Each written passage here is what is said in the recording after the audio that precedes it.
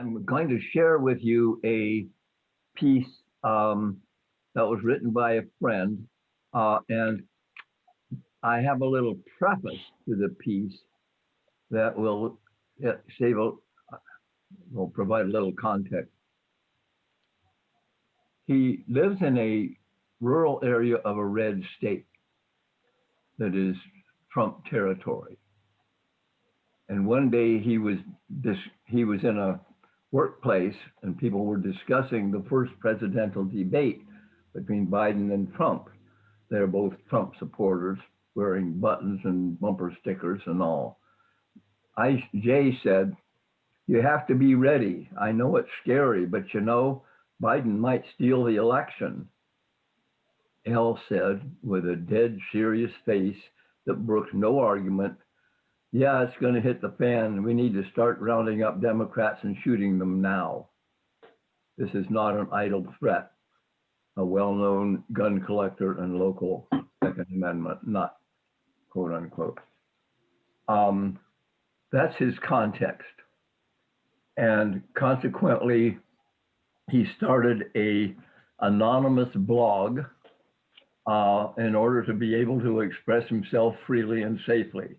He does not feel at all safe sharing his political positions where he lives, which is really a sad commentary. In any case, so here's one of his pieces that just spoke to me, and I hope it speaks to you. Oops, hang on a minute. I got the wrong page. Okay.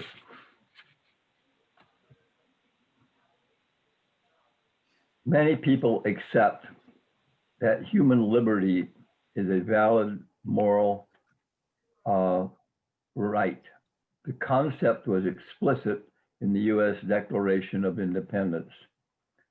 Quote, "We hold these truths to be self-evident, that all men are created equal, that they are endowed by their Creator with certain inalienable rights, that among these are life, liberty, and the pursuit of happiness." Arguably, the great struggle of the last 2 centuries in the United States has been to overcome the glaring contradictions between this expressed moral truth and the pre-existing facts of chattel slavery and the unequal status and rights of non-dominant classes of all sorts. Even granting that these issues could be considered resolved, and in fact, I cannot grant that, given the political status quo circa 2020, there remains another glaring problem. My eyes are playing tricks. A glaring problem that has not been addressed at all. This problem might be stated as follows. To the extent to which human beings are born outside the United States, are denied citizenship or even access to our shining republic, our republic is imperfect and our ethical foundation as a nation is incomplete. As the great novelist Herman Melville said, "If they can get here, they have God's right to come." And this pithy phrase is where I derive the website's name, God's Right. To be clear, migration is a human right. All migration from anywhere to anywhere, when a country such as ours claims that all people are created equal and yet denies universal access to individuals who have had the misfortune of being born outside our borders, I believe that that is the moral equivalent of chattel slavery. In light of this idea, the fight for truly and universally open borders can and should become the 21st century's equivalent to the 19th century's abolitionist movement or the 20th century's fight for freedom from discrimination on the basis of race, gender, sexuality, etc. There are many pragmatic arguments, both economic and political, that support the need for open borders. This website is actually only peripherally interested in those. A very good summary of those issues and arguments can be found in Brian Kaplan's Open Borders, The Science and Ethics of Immigration. This site considers most of these ideas to be secondary to the fundamentally normative claim. No moral nation has a right to exclude those who wish to join and who are willing to abide by all its just laws. This last point is very important to remember because we also may have some unjust laws. Specifically, our closed borders and restrictive immigration laws are clearly unjust under this new rubric. Therefore, the national panic about illegal aliens is a political chimera. Those people are no more guilty of law breaking than were the operators and travelers of the 19th century's Underground Railroad. I think he meant 18th. Anyway, from this perspective, illegal immigrants are a heroic vanguard rather than any kind of criminal at all.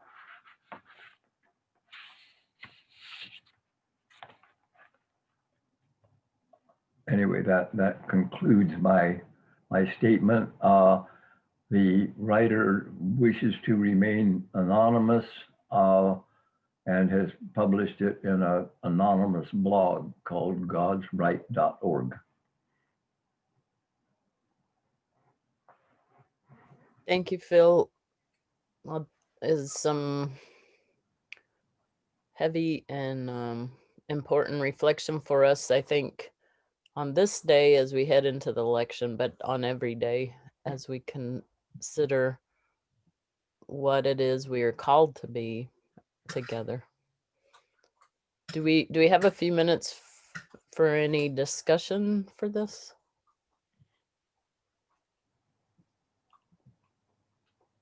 Yep, Steve? The agenda does set aside 5 minutes to reflect on the reflection, if anybody's so inclined. Have any?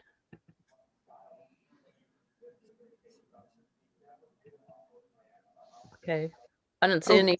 Oh, wait, somebody. Ruby has a hand. Ruby. Ruby? I think Need you to were unmute, unmuted Ruby. and now you're muted, Ruby.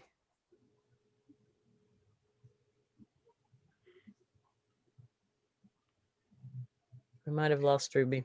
Well, I can't raise my hand because I'm posting, but just to say, I really appreciate that reflection. I think it reflects the way in which you need to have a much more proactive view about dealing with the system as opposed to only reacting to the reactionaries who run it and trying to be defensive. I think we need to, really look at what a just society would look like without regard to, the political troglodytes in charge currently. yeah, I was actually thinking that,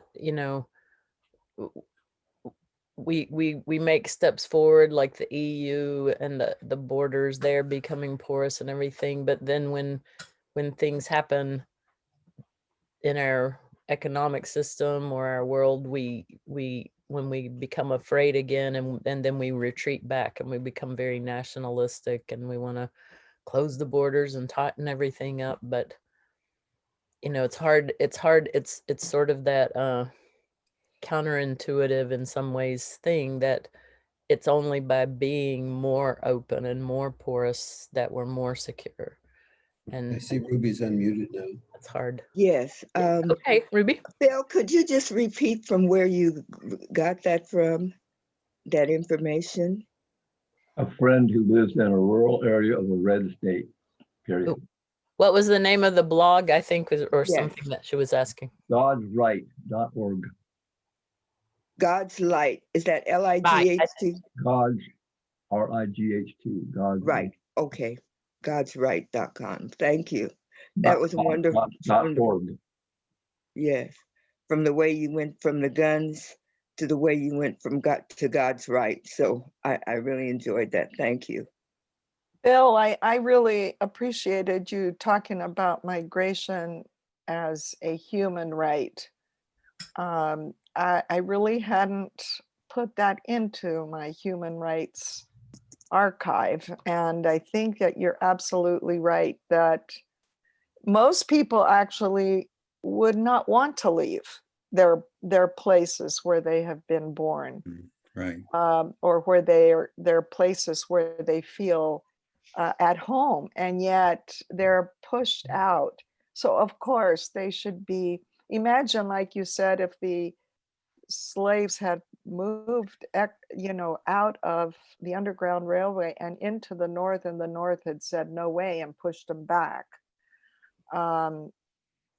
That's what we're doing by having asylum seekers on the other side of our border, when that is against every law, human rights law and our international laws.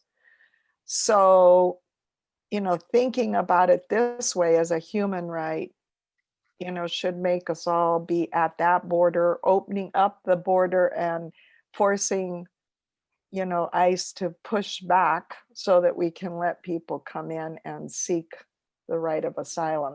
Anyway, lots to think about. I appreciate that so much. Thank you, Phil. Yeah, thank you very much. And I just wanted to say that Michael put the link for the blog in the chat. So if you can see the chat, you can click on the link. Good, thank you. I just wanted to add another piece of context in terms of might explain a little bit about how this person came to these views. In 1986, he was working for the American Friends Service Committee in Mexico, teaching Central American refugees English. And during that time, he became intimate with a young Salvadorian immigrant gal and ended up traveling with her by bus to El Salvador to bring her mother to safety. This was during the height of the Salvadorian Civil War. And his consciousness of those issues was formed in that context. Okay, yeah, I think it's always helpful to understand where people come from and how they get to where they are. All right, so I think we are, I'm sorry, I don't have the agenda open at the moment, too many windows. So I think the next order of business are do we do ICJP and things now, Steve? Yeah, Steve had a hand up.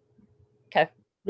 Yes, very quickly, we have decided to devote the first 3 meetings of ICUJP in November, I was going to say family, it's kind of a family, the Friday forums of November 6, 13, and 20, all of the post-November 3 meetings to post-election challenges. We've invited a wonderful array of speakers. We have confirmed Greg Palast, a major national speaker. We'll be having Aisha Mason and Rabbi Susan Goldberg, Colleen Flynn and Andres Kwan, and Marjorie Cohen. This is a range of speakers initially to speak to our anxieties, fears, uncertainties on November 6th, irrespective of what is happening. I think those emotions are going to rise up in us.